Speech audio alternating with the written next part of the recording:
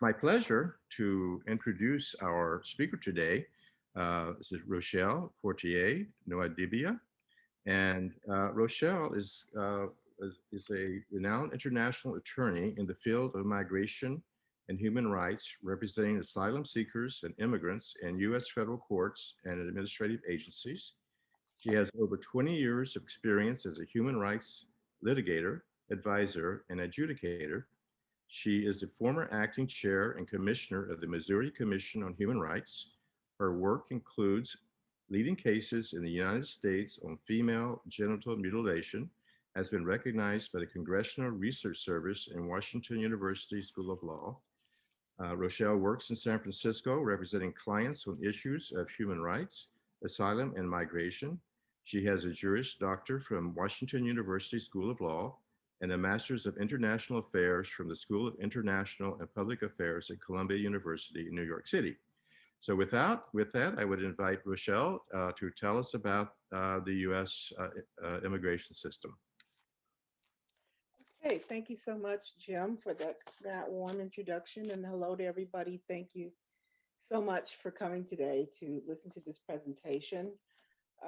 There's so much that's going on in the immigration world. And as a practitioner for the last few years, or last year or so, with the kinds of actions that have been taken by the president, so much of the jargon and the inside information has been out in the media for everyone to see, and it's a good thing in the sense that it's piqued the interest of people to understand what our immigration system does and what it's about, who's allowed in, who gets to visit, who gets to stay. All of these issues are really I think are very important.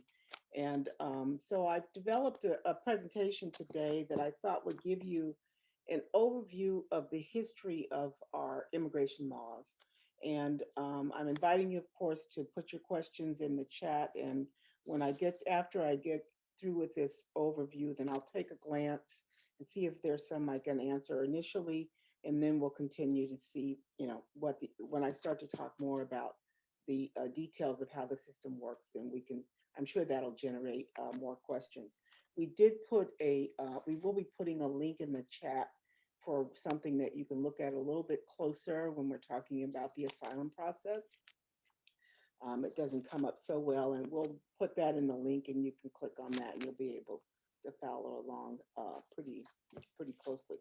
So, in the beginning, I invited in the advertisement about this program was to have everyone, as we go through this, think about, who is it that really gets to be a U.S. citizen, and what are the origins of this exercise of authority, which even the fact that we are exercising this authority, it involves a lot of hubris, I think, as the United States of America, to think that we could decide who can come to these shores and who cannot.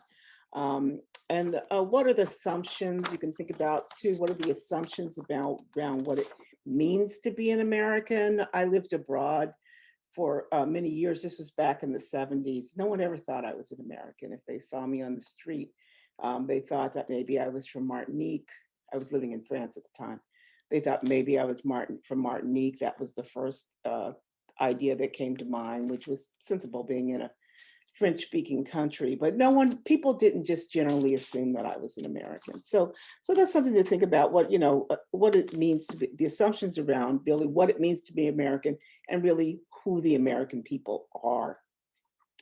And then something else to think about is this system functioning in a way that reflects our values? I think that many of us were confronted with this issue when we realized there was going to be a Muslim ban to keep people from that practice the Muslim faith, Islamic faith, from being in the country just based on their religion. So those are the things that we could, think about in terms of what are our values? Is the system functioning in a way that reflects our values? And when did it really become okay or common in our public discourse to demonize people that aren't Americans, that may be among us? And then finally, whether or not there are legitimate moral questions that plague the immigration system. that, just gives us food for thought as we go through this. So at this point, I'm going to share my screen here. And let me, this is what we're going to be talking about: the laws and the institutions governing the immigration and naturalization in the United States. So we know that many of us know that we came here, 1619 is the time that we reference when Europeans and people of African descent landed on these shores. So you think of you can see here on the screen, this is going to be a timeline that I'm offering of the various laws that relate to immigration that have been passed since we founded the United States, and even since we founded the United States. So you see in the first box, that was 1790 and 1795. That was the first time that any naturalization law had been established. Up to that point, it was just unregulated, because I guess we were still, and had been for some time, in our period of manifest destiny and securing the territories. I'm sharing the screen with this. I'm not going to read every one, but you can get a sense if you go ahead and read them as I'm talking, what's in place. And if you do have questions, you can stick them into the chat. In the meantime, I can either answer them now or not. But anyway, so you could just start to see that, in 1798, we already had a sense of national security. 1808, that there was a ban on furthering the importation of enslaved persons. An interesting point here, in 1848, the Treaty of Guadalupe granted citizenship to 18,000 Mexican residents of the Southwest, and that would have been around the time that California was becoming a state as well. And also, I guess I should point this out, that for citizenship, there's some global terminology for that in terms of how people become citizens in a territory. So there's jus solis, J-U-S-S-O-L-I-S, and jus sanguinis. So solis is for people for territorial birthright, which we have in the United States. And sanguis is for family birthright, blood birthright. And we have a combination of both of those, actually. The territorial birthright is if you're born in the United States, you're a United States citizen. The blood birthright is what's practiced in place more like Saudi Arabia, where they have limited citizenship to people that lived in the country at a certain time in history, and you have to claim your descendancy from those people. We do have sort of a moderated version in the United States, in that if both of your parents, and even if one parent, the law has evolved. It depends upon the year that you were born for the analysis, to do the analysis of whether or not you're a citizen by birth, if you were born in a foreign country and your parents were citizens. So in some situations, people that have U.S. parents, and this is very common to people in the military that are born on base, for example, but that are not physically on the territory of the United States. In those circumstances, they sort of do this sort of legal fiction and consider the base as being a U.S. territory. In that sense, then you're brought in. So, and then the other method by which people can become citizens is just by operation of law. You apply for citizenship, it's granted, you're sworn in, and that process, as we know, is naturalization. Okay, so continuing on, an interesting point here in 1855, white women at that time were the ones, white people were the ones that were recognized as citizens, and actually white males, but white women, their legal status was determined by the status of their husbands. If their husband was a citizen, then they became a citizen. And later on in this timeline, you'll see that sometimes women, if they did not marry a white male, if they had citizenship and married a foreigner, then they could lose the citizenship, so that the citizenship status of the women was determined by the person that they were married to. 1868 here, the 14th Amendment, we know, extended citizenship to the formerly enslaved and persons of African descent. And then here again in 1870, we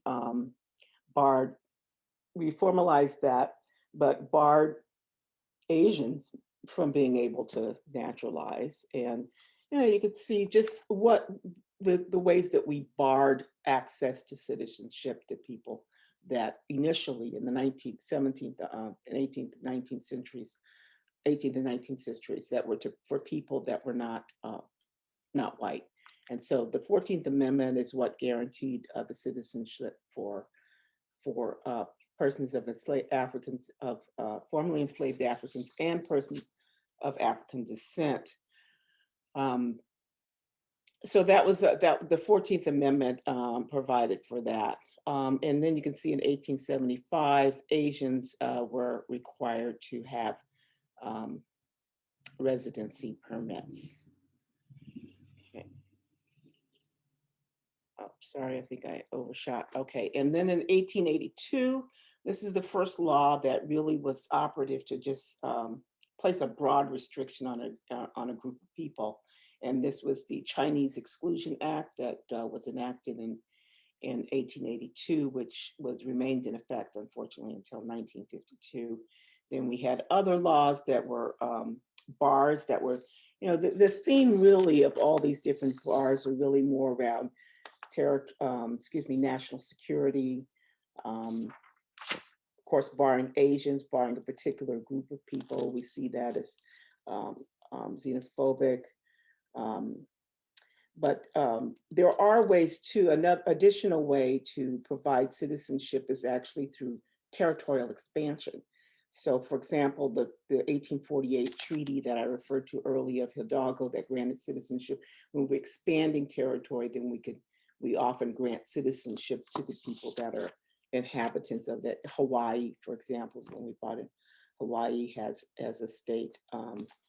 And then the other thing that comes up a lot about both immigration, not so much on the naturalization side, but on the immigration side is really the competition around jobs and economic welfare, people being seen as threats to the economic viability of the white population would often be these rules would be created to limit and restrict their access to be full participants in the economy. 1891 was the first year that we actually created an Office of Immigration. You see here in 1892, Thomas J. Geary, which is the street that, of course, is right on the side of our church. He sponsored the Geary Act, and this is an act that reinforced and extended the Chinese Exclusion Act's ban on Chinese immigration, and continued to require the Chinese to carry these the documents, and also that they were subject to deportation unless there was a white witness that was able to stand up for them on their behalf. 1892, Ellis Island opened as an immigration station. Over 12 million immigrants entered that, and they were primarily from Europe.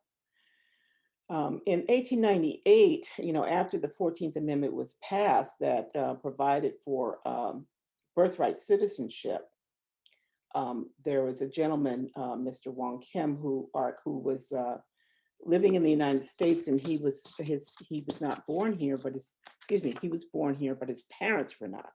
And so he left on a visit to China, and when he came back, there was a big issue around whether or not he could claim the citizenship.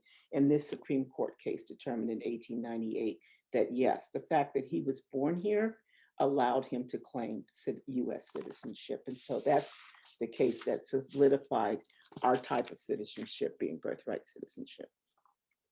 In 1901, more in national security, but also a bar that's based on political opinion. And then this one I mentioned earlier about the theme around when women didn't have equality in terms of citizenship status. And so if women, white women married non-citizens, then their status was revoked. in 1913, this is not a naturalization law, but a California law did prevent the Chinese and the Japanese from owning property in our state. And that's just a side issue. It's not a federal law. In 1917, the Disintegration Act banned immigration from Asia, except for Japan and the Philippines. And what ended up happening is that having these bans on people from Asian descent created a lot of difficulties in our relationships, diplomatic relationships with Japan and with China. And so you see that, here there's a ban, but you'll see this kind of shift a little bit, as it shifted because of the difficulty of having these friendly relations when we had these bars with people that were descendants and nationals of these countries. So in 1921, we find that was the first attempt at creating just a quota altogether on who could come into the country. And so here we limited European immigration to 3% of the total of the immigrants that were in the country from the country they were coming from. And this was determined based on the census of 1910. And we'll see this again in 1924 when the definitive, and it'll be on the next slide. But in 1922, we see that the act was repealed. That the repeal of the Expatriation Act, but still, if an American woman marries an Asian, she still loses her citizenship. In 1923, we find the Supreme Court upholding the ban on citizenship from people from the Asian subcontinent. And then in 1924, this is the 1924, we created this national origin formula that was based on the populations of people in the country at the time, that the amount of immigrants that could come from from any particular country was limited to 2% of the population of that group. And there they relied on the 1890 census. However, at that time, you didn't have people from African countries. Of course, the modern day nation state had not yet been created for many of the African countries, but then also Latin Americans. So, and Asians were excluded. So this was primarily a way of it's the foundation for the way our visa system is still running in some ways, but it's not as limited in the sense that it's primarily focused on having Europeans that are able to come in. In 1924, also the Indian, and this was Native Americans, they were extended the right to vote, but as you can see in the notes that some of our states restricted their access to voting, and voting, access to voting, voter suppression, all of that is ongoing to today, as we all know. But you could see the origins of how we have these ideas that we can restrict or we can exclude people from full participation in the society. Now, in 1934, Filipinos had broader access to the country, but this tidings prior to 1934, but in 1934, the Tidings-McDuffie Act it stripped them of their status of US nationals and limited immigration to a quota of 50 people. And also 1940, all aliens over the age of 14 have to fingerprint. That is something that's still in existence today. Whenever we provide benefits to anyone, they have to go and get their fingerprints done before the benefit can be conferred. Either, if it's just for the green card, or if you're in court at any time, you're interfacing for people that are not of American descent, interface with the immigration system, they do have to be fingerprinted. 1942 and 64, of course, the Bracero Program, that was a program, that allowed for people from Mexico to come and work as farmers or laborers.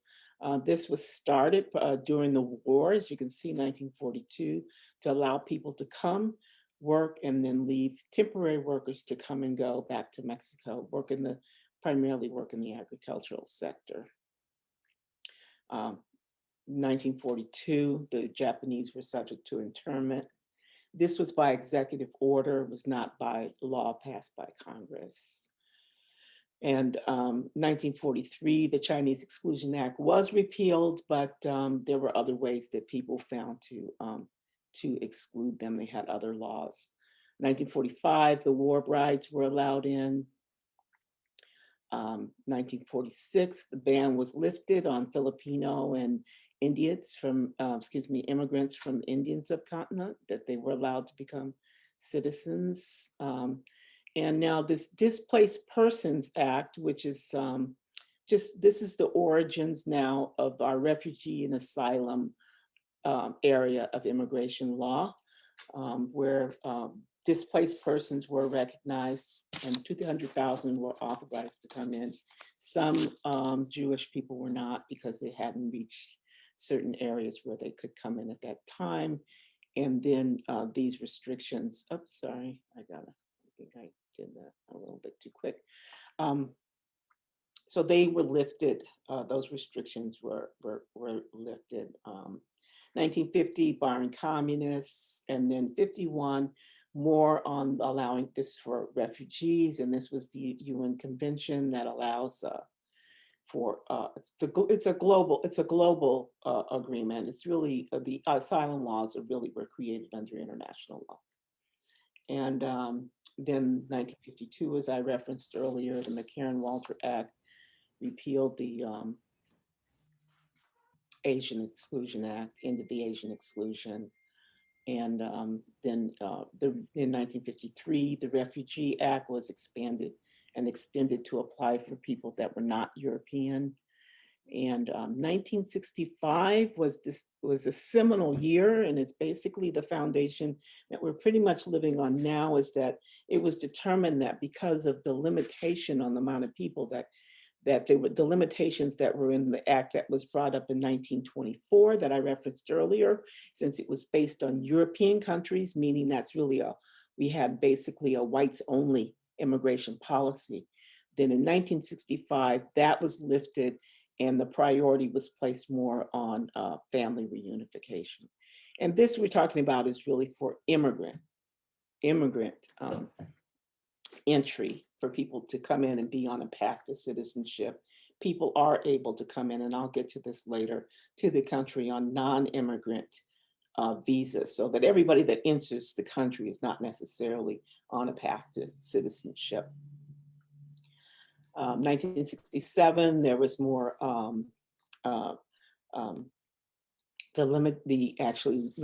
was a broader view of how we handle refugees. Then the refugee resettlement policy in 1980 responded to the boat people. In 1986, then we started, this was in the Reagan era, we started to try to, instead of constantly penalizing people that were getting jobs undocumented, then to shift the focus to businesses to attest in a way to the immigration status of their employees when they're hired. And in 1990, these are the last two that we have here. 1990 increased the immigrant allotment to 700,000 annually, and then the Illegal Immigration and Reform and Responsibility Act, which was 1996, created a status called Unlawful Presence, which had never existed in our immigration system before. And so if people stay here beyond 180 days, then they are unlawfully present, and there's penalties if they stay, if 3 years, and if they stay here for more than a year, then it's a 10-year bar. So, and then there was that also provided for people to sponsor with legal immigrants. You know, I've just given you the basic synopsis and certain portions of the law that apply to what we're talking about today. These, of course, these rules, they have, you know, they include, there's other components to the law other than what I'm describing. It's not just limited to those things that I indicated. Okay, so this screen here is just I want to talk to you a little bit about the agencies that enforce the immigration system. So the U.S. Department of State, you could see over here on the right, where under the Undersecretary for Management, on the right of that organizational chart, Consular Affairs. And that is where people go in other countries to the consulates when they want to get a visa to come into the country. And they can, request a non-immigrant visa. A visitor's visa is a non-immigrant visa, allows you to come in for 90 days usually. We have subspecial ties like with or European nations, and Japan is a part of it, where they don't have to go and get a visa. They can just come in on their passports. There's very few countries that have, that's a privileged access. That's primarily for Europeans to be able to come into the country for 90 days and then without a visa. But globally, that's just generally the process, and is that you go to the consulate, you request the visa, it's put in your passport if it's granted, and then you come into the country. So this is one of the agencies that handles or has a role in our immigration process. And here you could see, this is, for the amount of, this is a chart here that talks about the number of immigrant visas. This is from 2013 to 2018. And these are people that are coming in on a path to citizenship. So you see, like in 2016, it seemed to be a peak there. We got up to 617,000. I mentioned earlier that our cap was 700,000. So we got up to that amount in 2016, and then we had a decline. I was actually a little surprised that this was not a steeper decline. But right now, many of the consulates they're not working, and it's primarily due to the pandemic. So a lot of the people in the consular field were brought back to the country. So this is up through 2018. It doesn't include 2020. So those numbers aren't reflected. But these are people, when you say immigrant visa issuances, these are people, immigrant visas are people that are entering the country with a green card, and they're usually the beneficiaries of perhaps family petitions. So if a US citizen petitions for a family member abroad, or a person that's a green card holder petitions for a family member abroad, these are the stats that reflect those people that come in lawfully and are coming in as permanent residents. And these are the numbers for people that come in on non-immigrant visas. And this is another, the same time frame from 2013 to 2018.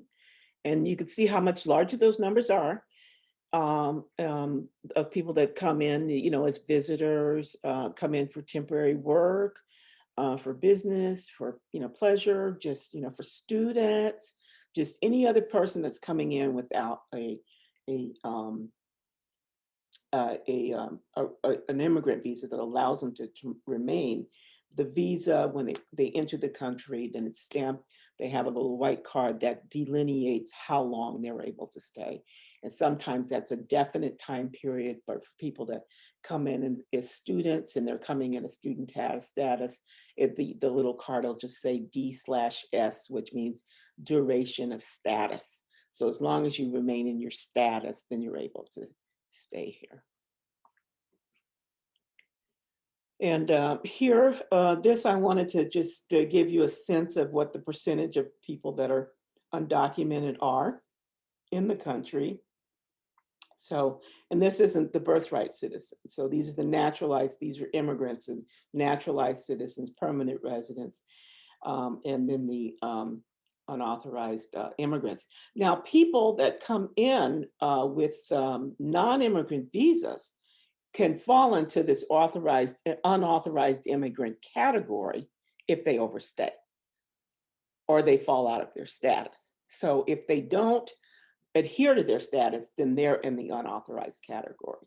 Many of these people that came in on these visas are the people they're in, so they may not feel like going home, then they actually are a part of this 10.5 million. But, in the media's focus on undocumented persons usually tends to focus on the border. But these are people that are just 10.5 million that are here. And many of them, as given the number that the number that come in, over 9 million, those that decide to stay, then, they just kind of slip into through the cracks, and they're not really so identified. Okay, the other agency, so we started with the State Department. Now we're talking about the Department of Homeland Security. Now, this department we're hearing about a lot because this is the department that houses ICE, Immigrations and Customs Enforcement. And, but also it has USCIS. So I don't know if you can see my cursor there, but there's, if you look along the bottom there, there's far left, US Customs and Border Protection, that's the CBP agency. And they're the ones that when you come to the country, those are the officers that are bringing you in. So even as Americans, we submit our passports to say that we have the right to come in. We are presenting ourselves to a CBP agent at that time. They are found, at airports any place where there's any sort of ingress into the country. And the southern part near the border, they are stationed also in other areas inside the country where they sometimes do some, checks. I've gone through some checkpoints when I've been down in the San Diego area. So the US Customs and Border Protection, and I can't touch my screen. And then US Citizenship and Immigration Services, which is in the next box. That's the part of the Department of Homeland Security that processes the affirmative asylum, or not just asylum, but all the affirmative applications. If you want a work permit, if you want to petition for a family member, if you want to apply for asylum, this is the agency that accepts all those affirmative applications for benefits in the immigration system. And if we go a little bit more, let's see, we've got that's Coast Guard and FEMA, but US Immigration and Customs Enforcement, that is ICE. And that is the area where we hear a lot of, conversation around the ICE agents, but those are the officers of ICE go out and, they really are in control of the aliens that have been detained and are prepared, are usually there waiting to go through the immigration deportation process, perhaps, or if they've been deported, if they already have an order of deportation, and they're the ones that facilitate the removal of aliens that are not documented in the United States and don't have the right to be here, that they are the agency that handles those removals. And they have different subsections there. So this is the DHS, the Department of Homeland Security. And so the question was, what can Biden do to change the immigration situation without legislation, and specifically the immigration situation being asylum seekers? Okay, so Biden, there are some things that Biden can do, which he has the executive order tool. And that was how DACA was created. DACA being deferred action for childhood arrivals. That was enacted through executive order. Our immigration system works best when we have the Congress enact laws, because that grant the immigration benefits. And for the path to citizenship, for example, he cannot do that through the executive order. Through the deferred action is really a discretionary remedy that is always temporary, in the sense that it doesn't lead to anything else, any other benefits in the immigration system. And he's pretty much limited to that. However, all of the things that Trump has done by executive order, and some of which are really unlawful, this whole idea of keeping people in Mexico, for example, that's been going on now, before they could, while they were waiting on their asylum application to be processed. BIDEM can address those things that have been done that have severely impacted the asylum seekers process and has placed many people in more harm because they're more vulnerable from what I have been reading in the situations that they find themselves outside of the border, that it's not safe. And we basically are in violation of international law by not providing the appropriate safe harbor that we have agreed to. Okay, so if you have the flow chart, this is the asylum flow chart that I was referring also, and that was linked, was put in. And I just wanted to, as I go through it, I wanted to just be able to give you a sense of how the asylum process works. And so you see at the top, you file an application with the USCIS, which is this agency that I referenced earlier,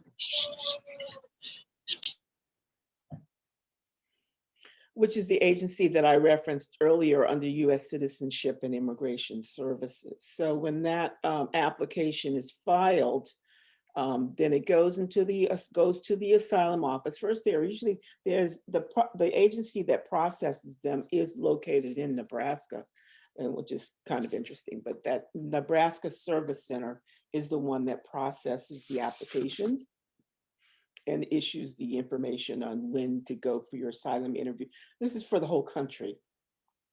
So when people get a notice that they are entitled to their interview, then they're interviewed by an asylum officer. And you see there, and then you go down in the island side. We're still in USCIS, and the asylum officer, the people appear for the interview at the location where the asylum office is, and then they make a decision. If the asylum officer agrees that the person has set up, has presented a case where they are entitled to a grant, then if that is yes, then the asylum's granted and they are done. When people come in and are granted asylum, they can get work permits. I often encourage clients to do so, but when they get their what's called an I-94, it's stamped there that that's permanent and that they don't really need to have a work permit, although it's easier for people to have a work permit so that when they go for jobs and things like that, that people will recognize that they actually do have the right to work. They are not required to carry around a work permit, but it is something that I think facilitates their ability to navigate through the society better, is if they have the work permit and they're entitled to the Social Security number and all of that. Oh boy, I accidentally tapped that again. Okay. If they are not granted the asylum, and there could be a variety of reasons. It may not be because they didn't present the best case. Some of them are decided based on policy. But then the case is referred to the immigration court. And the immigration court is a part of the Department of Justice, DOJ. And here, the immigration court, you can see it's the executive EOIR, the Executive Office of Immigration Review, and it is a part of the Department of Justice. And you could see here on the left top of the, on the left part, furthermost left part of the organizational chart, there's a Board of Immigration Appeals there. And on the bottom right, that's where the immigration courts are. The immigration courts, then the person has to come. I'm sort of emphasizing this because the immigration courts are in the Department of Justice. They're not in the Department of Homeland Security. So the deportations and things, they're not done by the Department of Homeland Security. However, so for example, many of us have been protesting up at Sansom Street, and in that building, there are some of the immigration courts. That building houses the immigration courts for the people that are detained. There's another office on Montgomery for people that have been released on bond, where they go to where they go for their immigration. If I touch my screen, I lose it. Okay. That's where they go for the processing of their immigration cases. So we have the immigration courts here. Then if you lose your case at the immigration court, you can appeal it to the Board of Immigration Appeals. And there are judges there. Used to be a panel of 3 under Bush that got changed to where there could be a single person that reviews the case. And then that's the first step of the appeal process, where you make your case as to why the immigration court made an error in not granting your case. And if you don't prevail here, then you can apply to the Circuit Court of Appeal that is over the area where you live. So in our case, as you can see from this slide, we're in the Ninth Circuit in yellow. You could see these are the states that are part of the Ninth Circuit, including Hawaii and Alaska. And the other circuits you could see further apart. So this is pretty much the last resort for immigration cases. There are some cases that go to the Supreme Court, but that not usually the individual cases. They're usually more cases that go to the Supreme Court to determine how to interpret the law. So in the case that I cited earlier, for example, for the gentleman, Mr. Wong, who had tested his birthright citizenship, that ultimately went to the Supreme Court. So there are times when there are really subject matter issues, legal issues that usually make it up to the Supreme Court. So pretty much if you don't make it at the Circuit Court, there's very few that will go up further beyond that. Of course, it does depend upon the legal issues that are presented. Okay, and this is, many of you recognize this building. This is where the Ninth Circuit is housed in San Francisco. That's on 7th and Mission there, right across from the new federal building. So that gives you the sort of the lay of the land as to how the immigration court system. But let me take you back to the asylum processing chart there that I provided and sort of walk you through that. So if we go back up to the top part, if you're referred to the immigration court, you get a notice to appear. You have to show up. This is for people that are not detained. And you go before the immigration judge, as I indicated, that's housed in the Department of Justice. And there's one on Montgomery Street, and there's one on Sansom. There's also now a new court that's opened up in Sacramento. In California, we have pretty much the immigration system in terms of jurisdiction for our courts. Pretty much Fresno and above is handled by our court, and below that is Los Angeles court.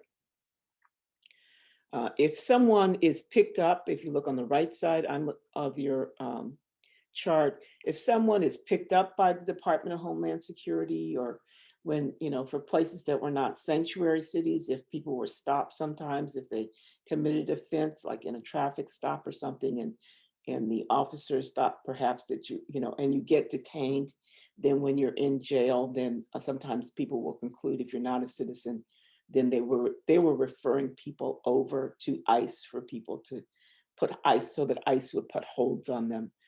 But the sanctuary cities don't follow that process. We're now a sanctuary state, and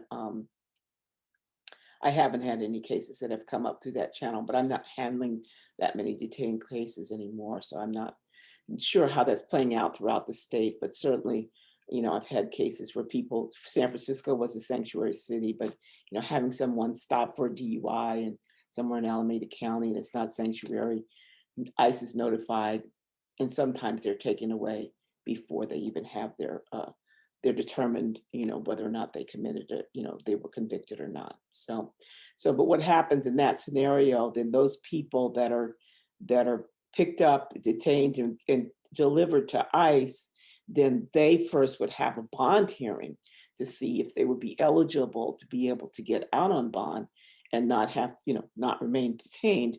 Some of those rules have since changed since Trump has been in office, and so that remains to be seen in terms of some of these permanent detention issues. We're going to need to see, I believe, a new law to address some, because right now we have a situation where people can just be indefinitely detained, which for a long time have been considered unconstitutional. So in response to that earlier question, some of these issues will have to be resolved by actually getting legislation. And so, so after the person, assuming the person gets out on bond, then they're no longer detained, and they would go to the immigration court that's on Montgomery if they were in San Francisco, or perhaps Sacramento if they live up in Northern California. And then eventually they will be scheduled for a merits hearing before the immigration judge. Right now, that's not happening very soon. Some people are getting cases. My cases have all been put out to 21, 22, 23. I just had a case that I thought I was going to litigate next month that I got in the mail a notice saying that it's been put out until March 29, 2023. So, but the person's not detained, so he has a work permit.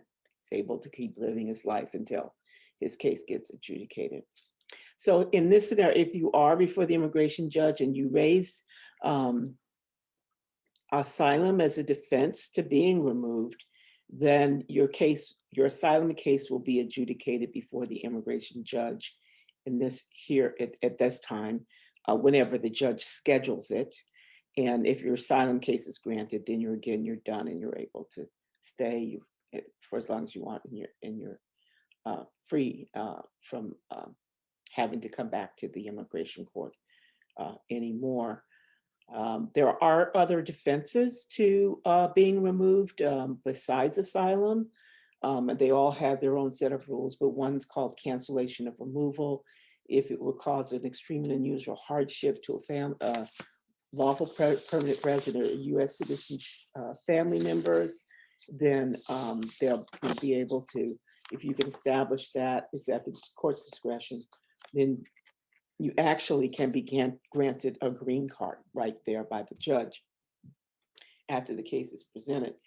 They don't give you the actual card, but you will be granted as a matter of law. Then you have to go back and be processed over at USCIS, because the immigration court doesn't have anything to do with that kind of administrative processing around immigration, but they do have the authority to make those grants for green cards under cancellation. They also are able to, if you find yourself in removal proceedings and you are married to a U.S. citizen, for example, you can't go back to USCIS because now you're under the jurisdiction of the court.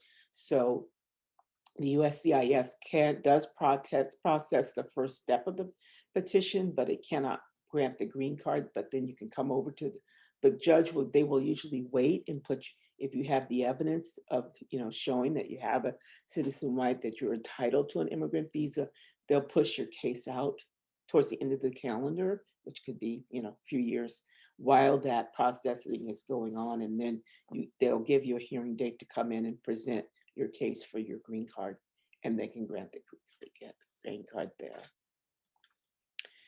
And but if you don't have defenses, or if you just lose your case because you and you believe that you had a defense, for example, valid defense for its cancellation of removal, for example, then you would appeal that case to the Board of Immigration Appeals, which is what I referenced earlier, or showed earlier on the here, the Board of Immigration Appeals, and that is an appellate, a group that will review the decision of the immigration court, and decide whether or not they made errors. And oftentimes, and if they reverse, then they'll send it back, and then the process will go forward, and hopefully it'll be resolved then.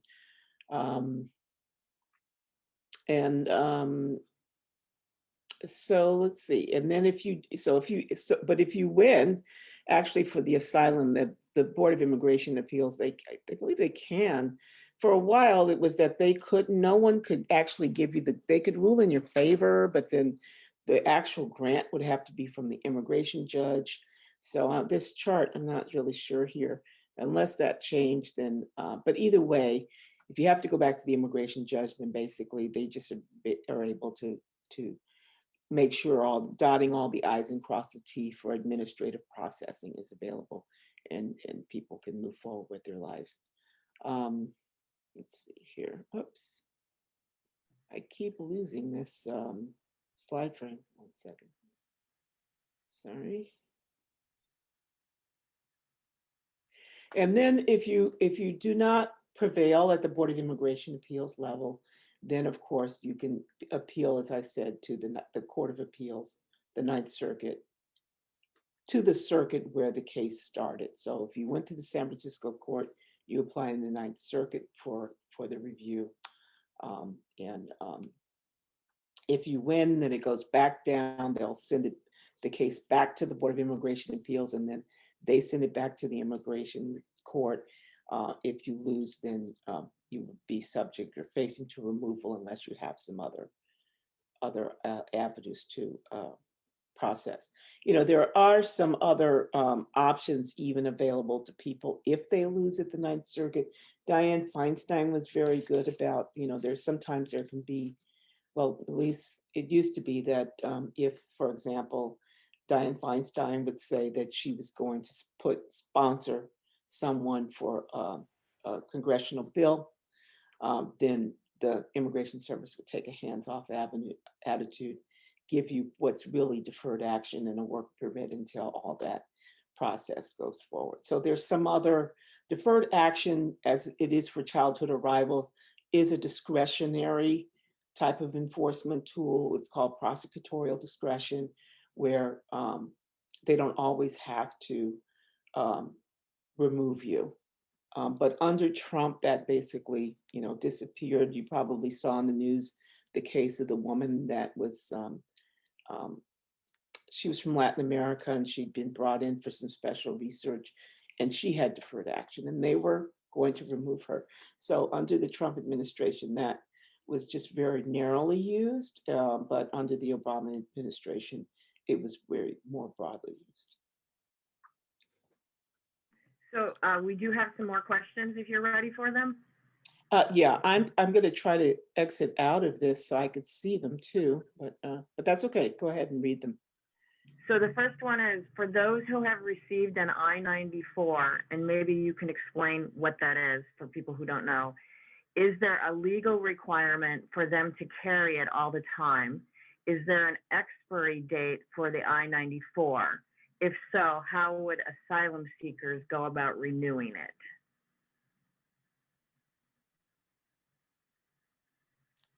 I'm not sure that I understand that question very well, and it seems to be more specific to a particular situation. But generally speaking, the I-94 is usually attached to the passport when the person enters the country.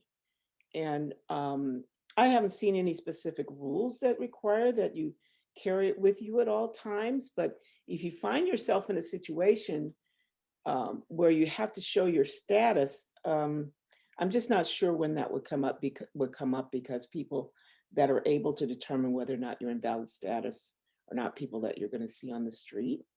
So I'm not, that's really sort of discretionary. Could you repeat the question again so I could? Sure, I think you answered part of it. For those who have received an I-94, is there a legal requirement for them to carry it all the time?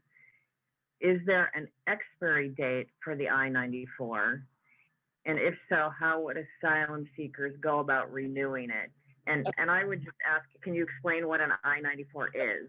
So an I-94, as I stated, is this white card that is filled out by the CBP, Customs and Border Protection, when you enter. And it's given to everyone, not citizens, not green card holders. It's given to just about everyone when you enter the country.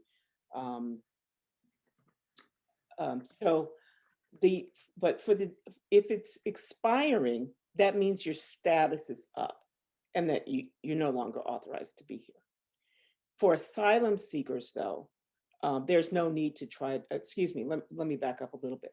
And if you come in on a temporary visa and you're given the I-94 and it states, and if you're, people can Google I-94 if they're near their computers and they can see a sample of it. But if you overstay, I'm sorry, let me back up here.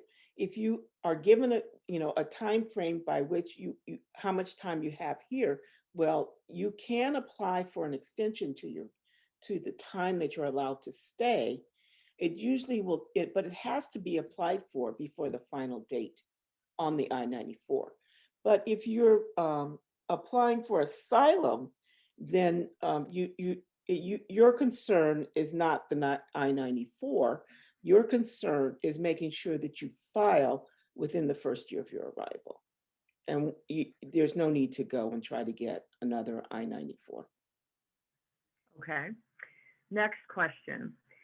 Do you think the Trump administration will be prosecuted for its family separation policies, which rise to the level of torture and are prohibited under domestic and international law?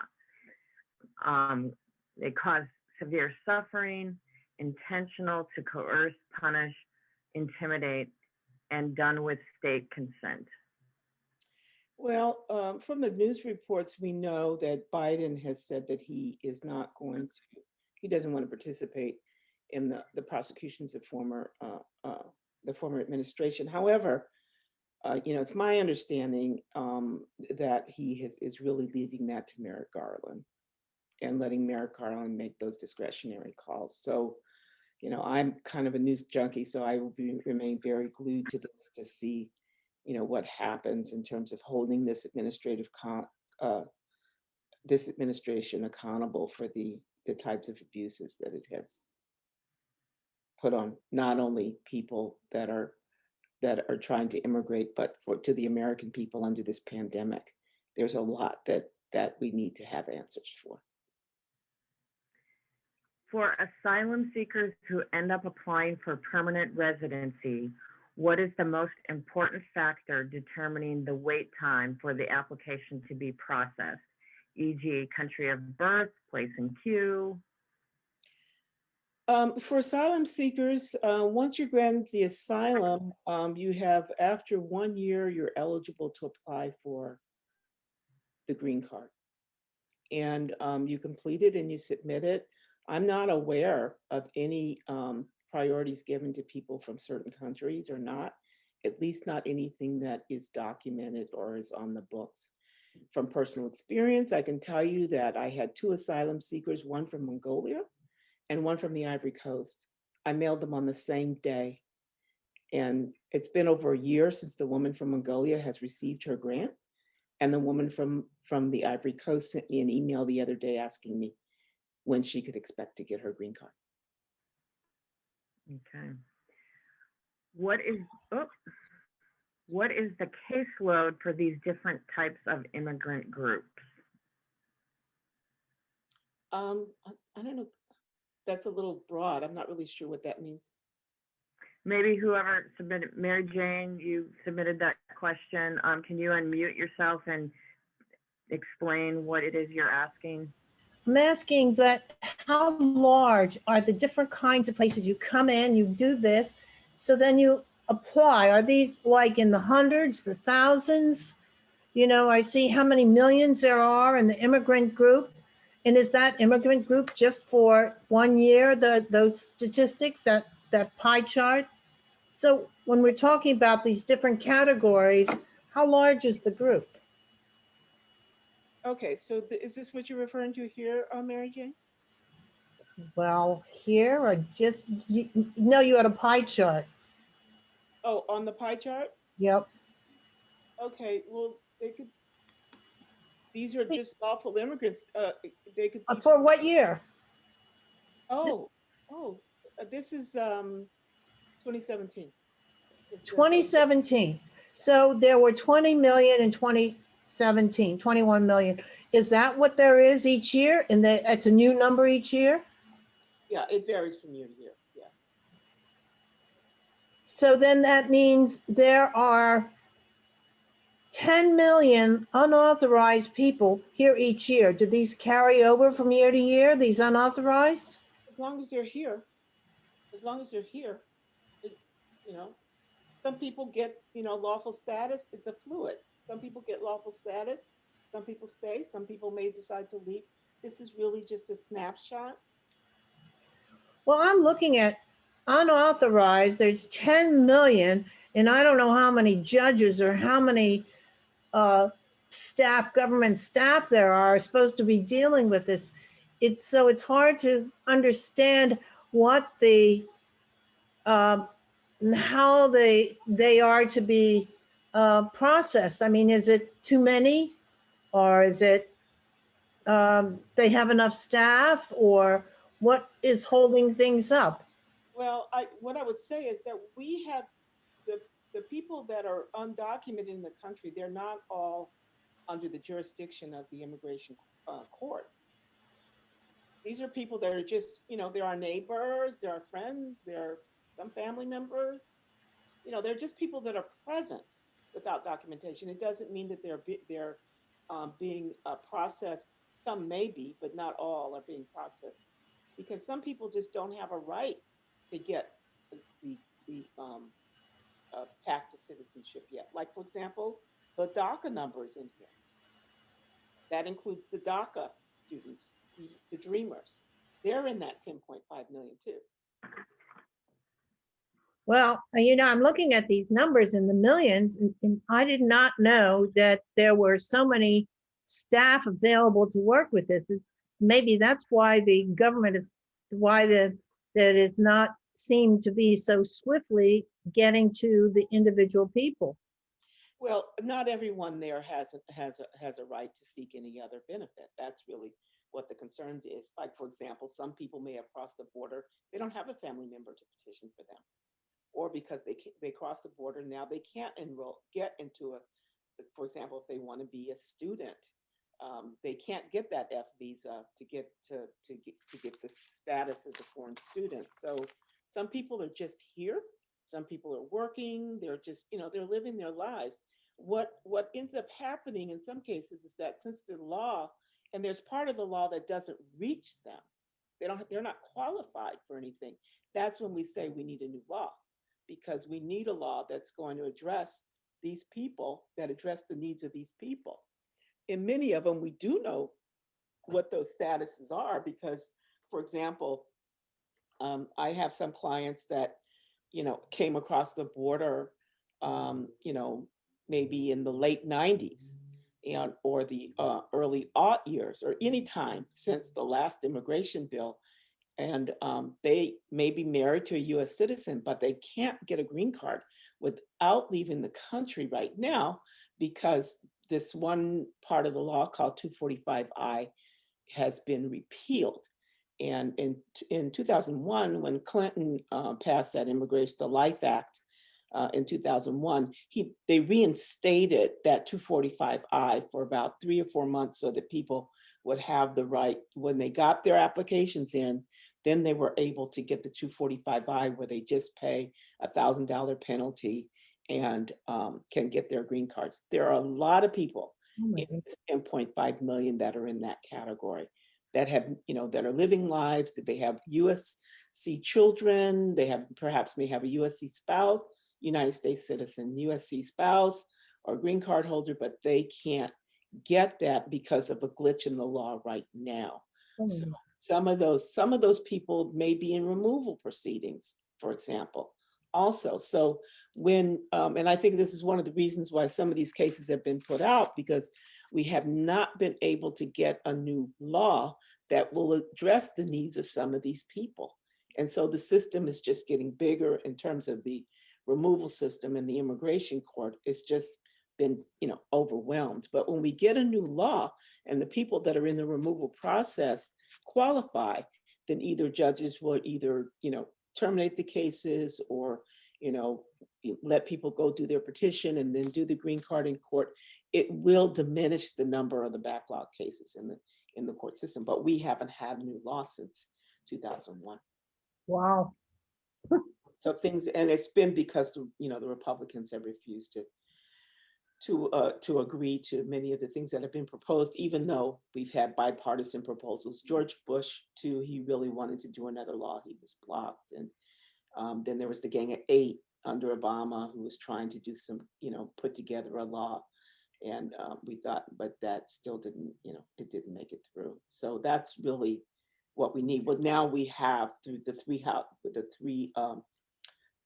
pillars of government now, you know, we've got the House, the Senate, and the presidency. So I expect that something will be coming. Biden has said that he should have something in the first 100 days. At first he said he was going to have it on day one. Now it seems it's going to be on the first 100 days. So they're working on it, you know, the whole time that when we're out of power. The American Immigration Lawyers Association and a lot of the law schools have legal clinics. So all these legal issues and concerns that would remedy the situations for people that are not, that the law doesn't help now, then, you know, there's language being drafted to address many of those concerns. It's just a question of having the political will. All right, I'm going to move on. We've got several more questions. So this is a really long one. So I'm going to go ahead and read the whole thing, and then I can repeat it in parts. Do you support the concept of open borders, that is, anyone from anywhere can immigrate to the US with few, if any, restrictions, like a negative COVID test? If the answer is yes, do you believe this should apply to all countries? If the answer is no, why should the US have such a policy while other countries do not?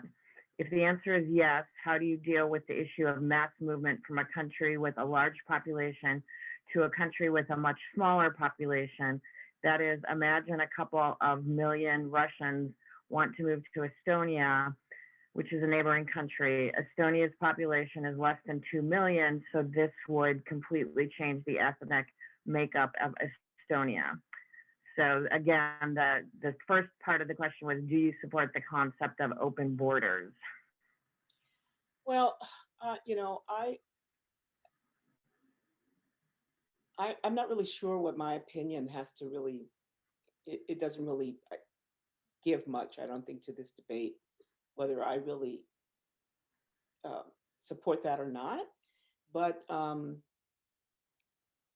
you know, I think though that, I think that we should be, I think that what we need is a more just immigration system. You know, as I pointed out by all the laws that I've shown here, we have been a system of excluding primarily Asian people and other non-white people from having access to come into the country. So that's something I know that, you know, some people argue that, you know, the borders would be overrun. We can't accommodate all these people that are coming into the United States. Well, when we look back at those numbers that I showed you, you know, there's millions of people coming into the country every year that we're allowing in. So, you know, the whole system of migration, global migration, is something that is a little bit beyond our conversation that we're having here now. But I think that what the question that you're raising here speaks to, you know, what kind of system of global migration are we going to have? We know that many of the people that are forced to leave their homes are forced. You know, when you look at the refugees, it's particularly the refugees, when you see people coming from Syria and places, and a lot of it is a result of us supporting certain political leaders in these countries that have harmful policies, or either they're not protecting people where they're forced to leave. So that is why we have the refugee and asylum processes in place. But in so many ways, it's not enough. We have people that are living in tents, United Nations tents, primarily in Africa, for extended periods of time, years and years and years. And that's not a, you know, it's a temporary solution that's become a permanent solution. So for migration, global migration, I absolutely believe that we need to do better, because the reasons why people don't want to leave their homeland where they have all their memories and their families, and people just generally speaking do not want to do that. We had the guardian group at our church for people, LGBT refugees, who were forced to leave because they were suffering persecution when people found out that they were gay or lesbian. Well, so many people that I've worked with for and that I've seen, they don't want to be here. They'd rather be back at home, but it's because of these policies that are harmful to them, and they're not protected in their home countries, that they have to leave. And so, in answer to your question generally, I think that we have to have better mechanisms. We have to have a better global infrastructure for migration. Yes, I agree with that. But the thought that people are just showing up at our borders because they don't want to stay in their home country, that's not absolutely the case. People come here because, some people will say for economic reasons, for better opportunity. But if we make the conditions in those home countries, or if there's better governance in these other countries, people wouldn't be migrating. They wouldn't want to leave their home countries. So that is something that I think is not really addressed. There's some people that track migration. If someone's interested, I can give them the American Immigration Council, for example, tracks migration, but there's other more global agencies that are concerned about this, including the UN. And it's a bigger issue. It's a bigger problem, and I think it is something that is important to discuss. And we have to figure out how we can address the needs of people that no longer are able to thrive in their homelands. Thank you. The next question: in case a person overstays their visa, does unlawful presence accrue immediately after the loss of status, or is there a grace period? The 180 days is the grace period. Okay. Next question. Under Trump, the population of immigrants in detention reached its height. With COVID and other changes, the population of those prisons has dropped. Do you think going forward that the detained population will go up again? There is significant opposition to privately run immigration prisons. What do you foresee with regard to those private prisons under the Biden-Harris government? Any suggestions on what we should be doing to end such imprisonment? Well, the standard of whether or not a person should be detained is whether or not they will present a harm to the community. Our fundamental norm should always be of liberty, so that we shouldn't keep people detained for no reason unless they are a threat to the community. And that's the way the detention system has worked before Trump. I would assume, like I said, that's really discretionary. So I expect that we will get back to some of those norms, more of those norms when Biden comes in. I don't see that going on. In terms of the private prisons, California has banned them, but ICE has found a way to keep the one they have. I believe the one they just built, this huge one down in Bakersfield. When Obama left office, he had ceased all contract. He was terminating all those contractual relationships with those private prisons. My own personal view, which I don't think really helps in terms of what the policy is, but I have been to one of those prisons. I had a client who was down in Eloy, Arizona, and I felt like I was actually in a detention. I was in a detention camp, and he spoke Mongolian. There was no one there that spoke his language, and they even had the court housed inside the detention facility. That I just think we could do better. I think we could do better than that. And a lot of it depends upon the judges that are on the bench, because these judges are appointed, but this particular client that I'm referencing had been shipped down to Eloy, Arizona, and he hadn't even been convicted of a DUI. So there was no conviction on his record, and the judge refused to give him a bond. I had to appeal it. He was not a danger to the community because he hadn't been found to be a danger. He had not been convicted. So the judge just denied it, and then the Board of Immigration Appeals reversed it, that same agency, and sent it back and said, you have to give a bond. Well, he thought, well, if I have to do it, I'll make it 50,000. Well, bonds here in San Francisco were running about, 4,000 to 6,000.